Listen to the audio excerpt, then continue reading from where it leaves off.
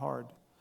In your spiritual experience, or in spiritual experiences you think you may yet have, because I understand you don't make claims to enlightenment, do you think that there is an answer to that question, that meaning to one's existence can be found through a spiritual quest of the type that you talk about? Yeah, I think it's the wrong question. It's a question that seems to create a space for an answer that now needs to be filled in, and the fact that we can't fill it in perfectly is considered some kind of problem. But I do think it's the wrong question, because the meaning, you don't ask that whenever you're having an experience that is deeply fulfilling, and you're not distracted by thought. You're not waiting for the next good thing to happen. You're not looking over the shoulder of the present moment to see what's coming. You're just totally with whatever it is.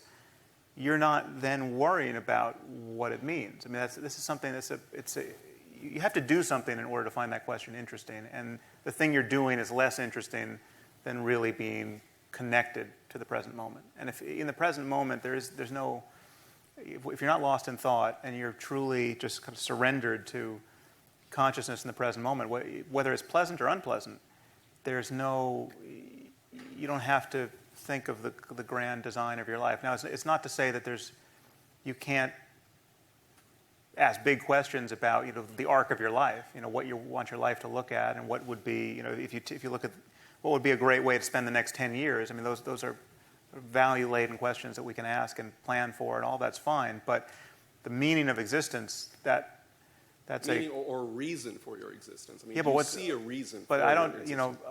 I almost never, to get up in the morning and get to the coffee pot, I don't need a reason other than I want coffee.